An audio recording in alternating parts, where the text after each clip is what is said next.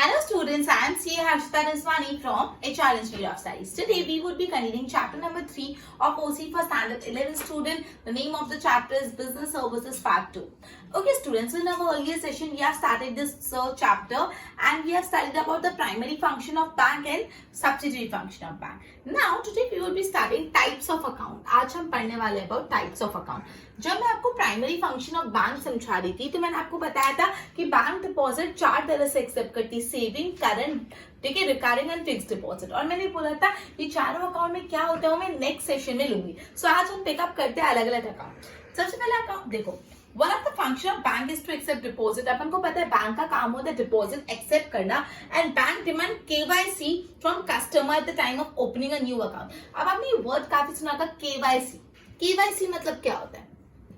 KYC एक document है जिसका नाम है, जिसका फुल फॉर्म है नो योर क्लाइंट। केवाईसी को बोलते हैं नो योर क्लाइंट। ये एक डॉक्यूमेंट होता है जो कस्टमर को डिपॉजिट करने के टाइम बैंक में फिलअप करके देना पड़ता है। This is as per the rules of central bank. मतलब रिजर्व बैंक ऑफ इंडिया के नियम के अनुसार जब भी कोई इंसान को कोई बैंक में खाता खुलवाना होता है तो एक डॉक्यूमेंट भर के देना पड़ता है which is know your client, KYC. ठीक है, केवाईसी का फुल फॉर्म याद रखना। सबसे पहला अकाउंट अपन पढ़ रहे सेविंग अकाउंट। अब देखो सेविंग मतलब क्या होता है? आपकी सेविंग मतलब सेविंग अकाउंट में आप अपना थोड़ा थोड़ा पैसा बैंक में सेव करो। तो ये अदरवाइज सेविंग अकाउंट में आपको इंटरेस्ट अच्छा मिलता है, इंटरेस्ट ज्यादा मिलता है, क्योंकि वहां पे क्या होता है कि आपका पैसा बहुत रेगुलरली विड्रॉ नहीं कर रहे। आप अपना पैसा बैंक अकाउंट में रख लो। अगर बैंक के पास ज्यादा समय तक पैसा रहेगा तो ऑब्वियसली वो उस पर इंटरेस्ट आपको ज्यादा देगा। बैंक क्या चाहिए? इसके पास ज्यादा समय तक पैसा रहे, इससे तो आगे लोन देके कमा पाएगी। ठीक है, तो देखो This means the account in which people deposit their saving, a fixed rate of interest is paid on this account. Saving account पे fixed rate of interest मिलता है। The customer gets interest as per the amount and the days for which the amount remains credited in the account. The bank provide facility like checkbook. अब जिसके पास भी जिसका भी saving account होता है उसको बैंक एक इंटरेस्ट देती है, फिर चेकबुक भी देती है, एटीएम कार्ड भी देती है, सारी फैसिलिटी देती है। Account holder can deposit cheque, draft and cash is an account. अगर अकाउंट होल्डर का अपने अकाउंट में पैसा डिपॉजिट करना है तो कैश के थ्रू, चेक के थ्रू, ड्राफ्ट के थ्रू डिपॉजिट कर सकते हैं। He can withdraw the amount to the check or withdrawal slip. और अगर कस्टमर को अपने सेविंग अकाउंट से पैसा निकालना हो तो वो चेक के थ्रू या विड्रॉवल स्लिप के थ्रू विड्रॉ कर सकते हैं। The bank compels the account holder to maintain minimum balance in his account. Compel मतलब फोर्स। बैंक अपने सेविंग अकाउंट होल्डर को एक कंपल्शन रखती है कि मिनिमम इतना बैलेंस तो आपके अकाउंट में होना। जैसे फॉर एग्जांपल 1000 रुपए, तो जो भी सेविंग अकाउंट होल्डर है उनको मिनिमम 1000 रुपए तो अपने अकाउंट पे रखने ही पड़ेंगे। मैं एग्जांपल दे रही हूँ। सो मिनिमम एक बैलेंस उनको अपने अकाउंट में रखना पड़ता है, पूरा नल नहीं कर सकते बैलेंस। ठीक है, generally the number of withdrawal in saving accounts are limited in a month. अब ऐसा होता है कि एक महीने में आप एकदम अनटशंट विड्रॉ नहीं कर सकते। से फॉर एग्जांपल एक महीने में आप 20 बार विड्रॉ कर सकते हैं एग्जांपल। सो आप एक महीने में कितनी बार विड्रॉ कर सकते हो उसकी लिमिट डिटरमाइन होती है। This account can be open in the name of individual और more than one name can be operated jointly. ये अकाउंट ओपन करने के लिए जरूरी नहीं कि आपको बिजनेस के नाम पे ये अकाउंट खुलवाना है। Saving account, current account business के नाम पे खुलता है। जो बिजनेसमैन होते हैं वो कैसे डील करते हैं? करंट मतलब आया गया करंट अकाउंट। सेविंग मतलब पड़ा है वहां पे। ठीक है, okay. Nomination can be registered. Bank can deposit on larger scale through this account. Usually bank को जो डिपॉजिट मिलता है वो सेविंग अकाउंट के थ्रू बहुत मिलता है। तो सबसे पहले अपन ने पढ़ा सेविंग अकाउंट। सेविंग अकाउंट में लोग अपने पैसा डिपॉजिट करते हैं, सेविंग डिपॉजिट करते हैं। सेविंग अकाउंट पे जो इंटरेस्ट होता है वो एक फिक्स इंटरेस्ट कस्टमर को मिल जाता है, राइट? ओके, कौन कौन सी और फैसिलिटी मिलती है सेविंग अकाउंट होल्डर को? ATM facility, debit card, credit card, ATM facility, ये सारी मिलती है। Cheque facility, bank account holder को पैसा डिपॉजिट करना है तो चेक के थ्रू, कैश के थ्रू या तो डिमांड ड्राफ्ट के थ्रू डिपॉजिट कर सकते हैं। पैसा विड्रॉ करना होता है तो विड्रॉवल स्लिप के थ्रू या चेक के थ्रू पैसा भी विड्रॉ कर सकते हैं। कितने नंबर ऑफ विड्रॉवल्स है वो लिमिटेड होता है। ठीक है, और ये अकाउंट को आप इंडिविजुअल के नाम पे ओपन कर सकते हो। बैंक बोलता है मिनिमम बैलेंस रखना जरूरी है अगर आपके पास सेविंग अकाउंट है तो। क्लियर? चलो अब आ जाते हैं करंट अकाउंट। करंट अकाउंट कौन यूजुअली करता है? Businessman. Current account usually businessman का होता है जिनको डे टू डे बेसिस पे ट्रांजेक्शन करने हैं। कि आज कुछ खरीदा तो पैसा गया, बेचा पैसा आया, खरीदा गया, आया गया। सो करंट अकाउंट में बहुत रेगुलर ट्रांजेक्शंस होते हैं। ये account is open in the name of individual और the business unit. Normally, no interest is paid provided on this account. अब ये बात ध्यान रखना, आपको सेविंग अकाउंट में इंटरेस्ट मिलेगा लेकिन करंट अकाउंट में इंटरेस्ट नहीं मिलता। क्यों? करंट अकाउंट में पैसा बहुत कम समय तक बैंक के पास रहता है, बहुत जल्दी जल्दी विड्रॉवल्स होते हैं, तो काय का इंटरेस्ट है इतने कम अकाउंट टाइम के लिए रहा, सो करंट अकाउंट पे इंटरेस्ट नहीं मिलता। क्लियर? बट बैंक और इंटरेस्ट तो नहीं लेते लेकिन बैंक चार्जेस अलग लेती है। इंटरेस्ट तो नहीं लगता लेकिन बैंक चार्जेस, बैंक पैसा काट लेती है, इंटरेस्ट देती नहीं, बैंक चार्जेस लगते हैं करंट अकाउंट में। Facility of loan can be provided on this account. Current account के बेसिस से आपको लोन भी मिल सकता है बैंक से। There is no limitation on number of withdrawal. जैसे सेविंग अकाउंट में लिमिट थी, एक महीने में इतनी बार आप पैसा विड्रॉ कर सकते हो, करंट अकाउंट में से कोई लिमिट नहीं, जितनी बार पैसा निकालना है अकाउंट से निकाल सकते हो।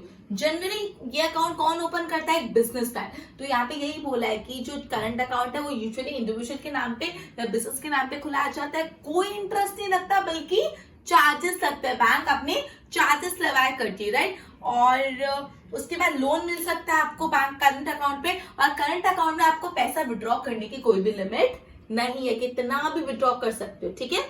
उसके बाद जनरली अकाउंट कौन ओपन करवाता है? बिजनेसमैन ये अकाउंट ओपन करते हैं। नेक्स्ट है आदि। आदि मतलब रिकरिंग अकाउंट, रिकर मतलब बार बार होने वाला। This is an account which is open from the saving point of view, in which it is compulsory to deposit certain amount every month. Recurring account and a saving kind of होता है, लेकिन recurring account में compulsory हर महीने कुछ पैसा deposit करना होता है। से फॉर एग्जांपल कंपल्सरी महीने में 2000 रुपए डिपॉजिट करना है, तो हर महीने कंपल्सरी 2,000 डिपॉजिट करने होते हैं। तो रिकरिंग अकाउंट ऐसा होता है जिसमें हर महीने कुछ ना कुछ पैसा डिपॉजिट करना पड़ता है। Clear? The rate of interest on such amount is higher than saving account but lower than fixed deposit। मतलब जो rate of interest है ना, recurring deposit में saving account से ज्यादा मिलता है लेकिन fixed deposit से कम मिलता है। मतलब देखो, current account जो था उसमें तो इंटरेस्ट मिलता ही नहीं। अब आगे अपना सेविंग और रिकरिंग डिपॉजिट एंड एफडी। तो सबसे ज्यादा इन तीनों में से कहां पे मिलता है? एफडी, फिक्स्ड डिपॉजिट में। फिक्स्ड डिपॉजिट के बाद आरडी, रिकरिंग डिपॉजिट, फिर सेविंग। मतलब सेविंग्स और रिकरिंग डिपॉजिट दोनों में से ज्यादा इंटरेस्ट कहाँ मिलता है? रिकरिंग डिपॉजिट में। और रिकरिंग डिपॉजिट और फिक्स्ड डिपॉजिट में ज्यादा इंटरेस्ट कहाँ मिलता है? फिक्स्ड डिपॉजिट में। क्लियर?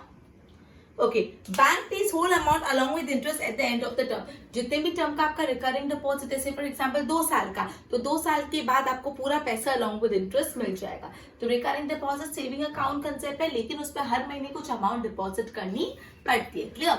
नेक्स्ट है एफडी। आपने बहुत सुना होगा, एफडी करा लो, फिक्स्ड डिपॉजिट, डिपॉजिट करा लो लंबे अरसे तक। Fixed deposit means a source of income which can be used by bank और फिक्स्ड टर्म। बैंक को सबसे अच्छा लगता है फिक्स्ड डिपॉजिट। एक बार पैसा आया, से फॉर एग्जांपल 5 साल की, तो 5 साल की वो पैसा बैंक का, बैंक उसको कितना भी रोटेट करवा के पैसा कमा सकती है। The depositor cannot withdraw money until the maturity date of deposit। मतलब जब भी मेच्योरिटी डेट होती है डिपॉजिट की, सपोज 4 साल, तो 4 साल के बाद ही वो पैसा निकाल सकते हैं। If the money is withdrawn before the term of maturity, then rate of interest decreases। मतलब से फॉर एग्जांपल आपने 5 साल का एफडी कराया और आपको 8% इंटरेस्ट मिल रहा है, लेकिन अगर आप 5 साल के पहले एफडी तुड़वाना चाहते हो तो आपको रेट ऑफ इंटरेस्ट कम मिलेगा। तो लोग एफडी नहीं तुड़वाते यूजुअली, बहुत अर्जेंसी होती है तो ये एफडी तुड़ाया जाता है क्योंकि उस पर ब्याज कम मिलता है, रेट ऑफ इंटरेस्ट कम हो जाता है। Okay, the bank gives the depositor written guarantee that it will pay the amount back along with the interest at the end of the term। Bank FD account holder को एक लिखित में guarantee देता है कि ये 5 साल के बाद है, जो भी साल है, जितना भी टर्म है, उसके साल के बाद पूरा पैसा along with interest रिटर्न कर देंगे।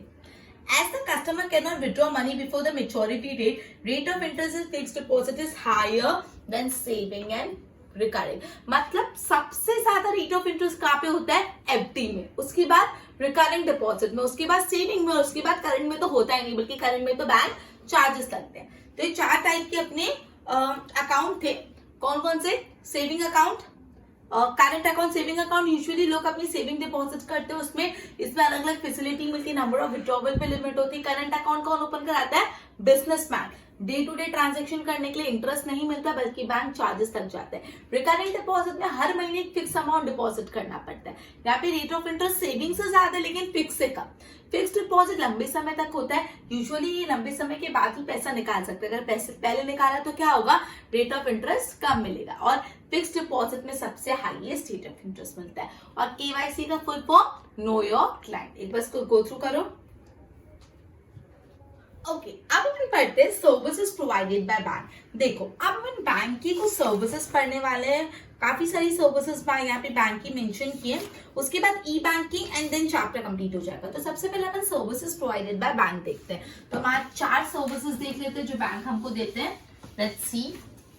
तो हम पढ़ रहे सर्विसेज प्रोवाइडेड बाय बैंक में सबसे पहला सर्विस बैंक देता है टू इशू ड्राफ्ट। आपको ड्राफ्ट का मतलब मैंने अपने पिछले सेशन में बताया था। ड्राफ्ट क्या होता है, चलो let us study. Draft means a cheque written by bank addressing the another branch. मतलब से फॉर एग्जांपल मैं मेरी बैंक के ब्रांच के पास, मतलब मैं मेरी ब्रांच में गया बैंक में और मैंने बोला कि मुझे ये XYZ इंसान को पैसा ट्रांसफर करना है, तो आप एक ड्राफ्ट बना दो। तो मेरी बैंक ने क्या करा, जिस भी इंसान को पैसा देना है उस इंसान के नाम का एक ड्राफ्ट इशू करा अपनी ही ब्रांच को, अपनी दूसरी जगह की ब्रांच को, और बोला कि ये पैसा उसको दे देना। ठीक है। सो बेसिकली ड्राफ्ट एक चेक होता है written by bank addressing to another branch. मतलब बैंक ड्राफ्ट एक चेक है जो एक बैंक लिखती है दूसरे ब्रांच के लिए। ठीक है।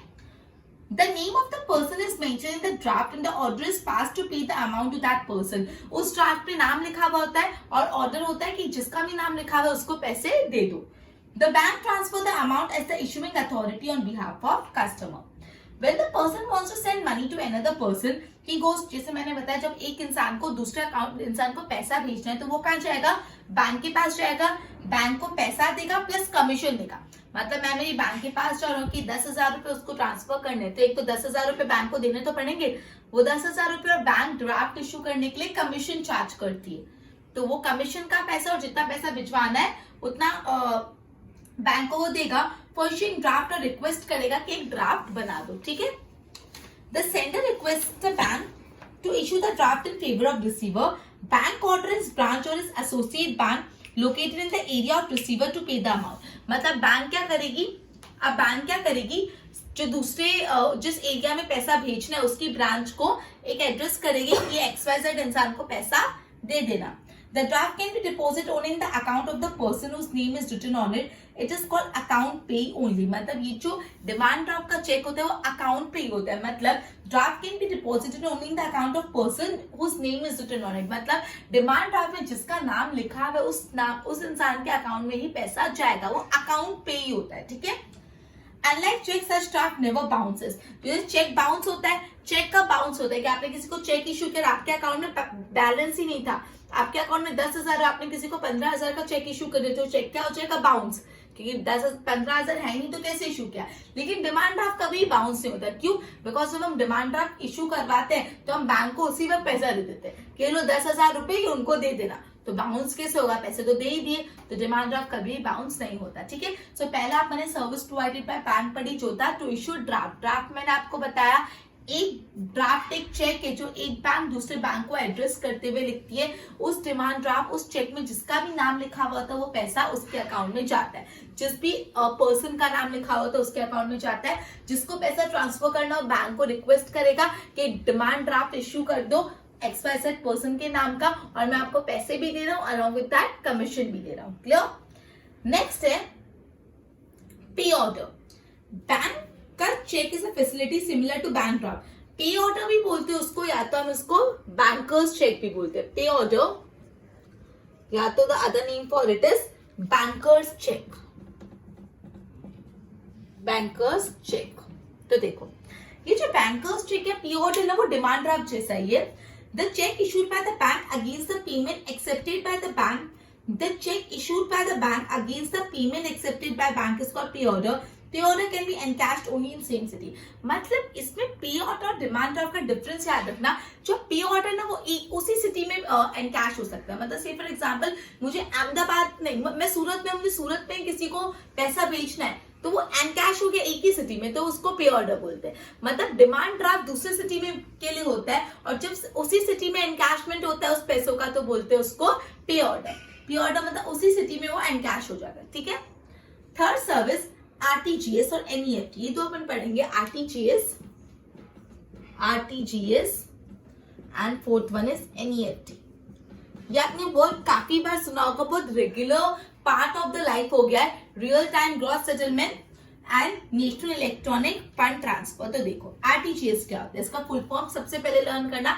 R that is real, T that is time, G that is gross and S that is settlement, real time gross settlement. So when an RTGS member bank transfer money to any other, या RTGS एक account से दूसरे account में पैसे transfer करने का जरिया है. So एक RTGS member bank transfer money to any other RTGS member bank anywhere in the world India. This method is called RTGS. मतलब एक बैंक दूसरे बैंक को पैसा ट्रांसफर कर दिए. ठीक है, मतलब मेरे अकाउंट से मुझे दूसरे के अकाउंट में पैसा भेजना है, तो मेरी जो बैंक है वो दूसरे बैंक को पैसा भेज देगी via RTGS. Each of the RTGS member bank branch is identified through IFSC code. मतलब जितनी भी बैंक है जिसके पास ये RTGS फैसिलिटी, उनका एक कोड होता है IFSC कोड. ठीक है, तो कोड का कोड ध्यान रखना. हर मेंबर बैंक, हर RTGS वाले बैंक के पास एक IFSC कोड होता है. ये IFSC कोड कितने डिजिट का होता है? 11 डिजिट कोड होता है. ये इंपॉर्टेंट है. IFSC कोड 11 डिजिट का कोड होता है, which is alpha numeric code. Alpha numeric मतलब क्या होता है? थोड़े नंबर अल्फाबेट्स होते हैं और थोड़े नंबर्स होते हैं. मतलब थोड़ा वो अल्फाबेट्स में लिखा होता है, थोड़ा नंबर में. सो IFSC कोड 11 डिजिट का कोड है, that which is alpha numeric. And it is provided by IDRBT. IDRBT कौन है? Institute of Development and Research on Banking Technology. IFSC code कौन प्रोवाइड करता है? IDRBT. इसका फुल फॉर्म भी ध्यान रखना. हैदराबाद, ये कहाँ पे है? IDRBT हैदराबाद में. RTGS is a method of transferring money from any bank in India. In this method, amount is debited or credited as per real time and as per gross settlement. In RTGS method, money from one account of one holder is transferred to the account of another holder. मतलब RTGS में एक account holder से दूसरे account holder के account में पैसा चले जाता है. The transaction is not done in cash, so both the sender and the beneficiary need to have IFSC code. यहाँ पे कैश में ट्रांजेक्शन नहीं होता, डायरेक्टली ट्रांसफर होता है, तो दोनों के पास IFSC कोड होना चाहिए. For the deposit transaction of 2 lakh or more, RBI provides service to RTGS. मतलब 2 लाख या 2 लाख से ज्यादा के ट्रांजेक्शन के लिए RTGS सर्विस है. देखो, for the deposit transaction of 2 lakh or more, RBI provides services to RTGS. ठीक है. In this method, amount is debited in the account of receiver on the same day as soon as the bank receive instruction. मतलब यहाँ पे real time में, मतलब जितना फटाफट हो सके उतना फटाफट, एक ही दिन में एक अकाउंट से दूसरे अकाउंट में पैसा चले जाता है. और ये कितने अमाउंट के ट्रांजेक्शन के लिए होता है? 2 लाख या 2 लाख से ज्यादा. तो उससे कम के लिए क्या होता है? आगे बढ़ता है. ठीक है, RTGS एक तरीका है जिससे एक अकाउंट से दूसरे अकाउंट में पैसा चले जाएगा. उसका फुल फॉर्म है रियल टाइम ग्रॉस सेटलमेंट. ठीक है, 2 लाख या 2 लाख से ऊपर अमाउंट पे यहाँ पे ट्रांसफर के लिए RTGS यूज होता है. RTGS में RTGS वाली जो बैंक होती है उनका एक IFSC कोड होता है जो 11 डिजिट अल्फा न्यूमेरिक कोड होता है और जो इश्यू किया जाता है by IDRBT Hyderabad. Clear? Next है नेफ्ट, दैट इज NEFT. उसका फुल फॉर्म लर्न करेंगे, national electronic fund transfer. So NEFT is a method in which one bank having NEFT membership transfer money to another NEFT membership bank. Obviously NEFT क्या है? एक bank जिसके पास NEFT की membership है वो दूसरी bank जिसके पास नेफ्ट की मेंबरशिप है उसको पैसा ट्रांसफर करेगी. NEFT is also type of payment just like RTGS. जैसे RTGS एक पेमेंट का जरिया है, वैसे नेफ्ट भी एक तरीका है. This arrangement is made through online system. For this, इसमें भी IFSC कोड चाहिए होता है. There's no limit on minimum amount. Maximum amount 2 lakh है. देखो, मैंने आपको बताया कि RTGS में 2 लाख या 2 लाख से ज्यादा पैसा ट्रांसफर होता है और नेट में 2 लाख तक. अगर 2 लाख तक पैसा ट्रांसफर करना है तो नेट, 2 लाख से ज्यादा का पैसा ट्रांसफर करना है तो आप नेट नहीं कर सकते, आपको RTGS ही करना पड़ेगा. इन बैचेस इन द सिस्टम, यहाँ पे क्या होता है? नेफ्ट में ना बैचेस में ट्रांजेक्शन जाता है. Suppose example 50 request I transfer की, तो पहले 10 का वेट करेंगे, 10 का एक बैच बनाएंगे, फिर उसको भेजेंगे, फिर नेक्स्ट 10 का, फिर उसको. तो इसमें बैच बना के ट्रांसफर होता है. लेकिन RTGS में उसी वक्त हो जाता है, एक रिक्वेस्ट पे तो उसको भेज देंगे, बैच बनने का वेट नहीं करेंगे. RTGS नेट में क्या होता है? एक रिक्वेस्ट आई तो अभी तक बैच कंप्लीट नहीं हुआ, फिर दूसरा, फिर तीसरा, फिर चौथा, फिर 5वां. ये 5 हो गए ना, फिर एक बैच कंप्लीट हुआ. एग्जाम्पल 5 का बैच है और फिर ये पूरा प्रोसेसिंग के लिए जाएगा. ठीक है, तो इसमें थोड़ा ज्यादा टाइम लगता है कंपेयर टू RTGS. RTGS में एक आया, किसी और का वेट नहीं, बैच सिस्टम नहीं, वो गया. ठीक है, तो फटफट काम होगा. ठीक है, सो नेफ्ट में 2 लाख तक का होता है और बैच सिस्टम में होता है. RBI setting transaction on hourly basis in this system, money is transferred on the same day या तो within 24 hours. RTGS में सेम डे ट्रांसफर हो जाता था, लेकिन नेफ्ट में या तो सेम डे पे हो जाएगा तो 48 आवर्स में हो जाएगा, 2 दिन में हो जाएगा, या उसी दिन भी हो सकता है तो 2 दिन में. लेकिन RTGS में उसी दिन हो जाता है. क्यों? क्योंकि वहां पे बैच सिस्टम नहीं, वहां पे एक आ गया वैसा सिस्टम है. Here transaction are settled batch wise through DNS that is different net settlement, maximum 10 transaction can be there in one batch. देखो यहाँ पे बता ही दिया मैंने आपको, बैच सिस्टम होता है और एक बैच में मैक्सिमम कितने ट्रांजेक्शन होते हैं, 10। एक बैच में ज्यादा से ज्यादा 10 ट्रांजेक्शन होते हैं कि एक अभी रिक्वेस्ट आई, फिर वेट करेंगे जब तक 9 और रिक्वेस्ट है, फिर साथ में उसको प्रोसेस करेंगे। मैक्सिमम एक बैच में कितने ट्रांजेक्शन हो सकते हैं, 10। और इसका डीएनएस का फुल फॉर्म याद रखना, डिफरेंट नेट सेटलमेंट। ओके, अब आईएफएससी कोड के बारे में भी देख लो। All net members have IFSC code. IFSC alphanumeric code है जो 11 डिजिट का है। In this method, commission is charged from the sender, but in case of invert NEFT, in this method, commission is charged from sender, but in case of invert NEFT, wherein the receiver is not charged by any commission. NEFT जो होता है उसमें जो पैसा भेज रहा है ना उसको कमीशन देनी पड़ती है बैंक को। नेफ्ट में जो पैसा भेज रहा है ना दूसरे अकाउंट होल्डर को, जो भेज रहा है, the sender have to pay the commission, receiver को नहीं पे करनी पड़ेगी। ठीक है। To net 50,000 by cash, 50,000 or less money can be net by depositing cash in account. Okay. Cash in bank and facility of net is available to walk-in customer from all NEFT member. ठीक है। So ये अपने net पढ़ा, net का full form ध्यान रखना, national electronic fund transfer. Students RTGS और NEFT का फुल फॉर्म बहुत ही बेसिक है, आपको याद रहना चाहिए। नेफ्ट क्या होता है, नेशनल इलेक्ट्रॉनिक फंड ट्रांसफर। मैंने आपको बताया था आरटीजीएस में 2 लाख से ऊपर के ट्रांजेक्शन का पैसा ट्रांसफर होता है और 2 लाख तक का कहाँ पे होता है, नेफ्ट में। यहाँ पे ट्रांजेक्शन बैच में प्रोसेस होती है और एक बैच में मैक्सिमम 10 लोग होते हैं। बैच का पूरा वर्किंग डीएनएस के थ्रू होती है, डिफरेंट नेट सेटलमेंट। ठीक है। यहाँ पे पैसा या तो एक दिन में या तो 48 आवर्स में ट्रांसफर हो जाता है। आईएफएससी कोड मैंने आपको बताया 11 डिजिट अल्फान्यूमेरिक कोड है। ठीक है। सो बेसिकली अपने 4 सर्विसेज ऑफ बैंक पढ़ी। ड्राफ्ट इश्यू करना, पे ऑर्डर, आरटीजीएस और नेट। ड्राफ्ट इश्यू करना आपको पता है, ड्राफ्ट मतलब डिमांड ड्राफ्ट। पे ऑर्डर मतलब जब आपका डिमांड ड्राफ्ट सेम सिटी में इन कैश, उसी सिटी में इन कैश होगा तो वो पे ऑर्डर हो जाता है। आरटीजीएस और एनईएफटी दोनों एक अकाउंट से दूसरे अकाउंट में पैसा ट्रांसफर करने का मोड है। आरटीजीएस ज्यादा फास्ट है, नेफ्ट उससे कम।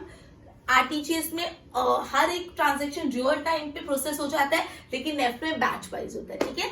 सो आज अपन ने टाइप्स ऑफ अकाउंट पढ़े, 4 टाइप ऑफ अकाउंट पढ़े, सेविंग, करंट, फिक्स्ड और रिकरिंग, और 4 फंक्शन प्रोवाइडेड बाय बैंक पढ़े। With this we would be ending our session and continue with this chapter in our next session. Till then good bye.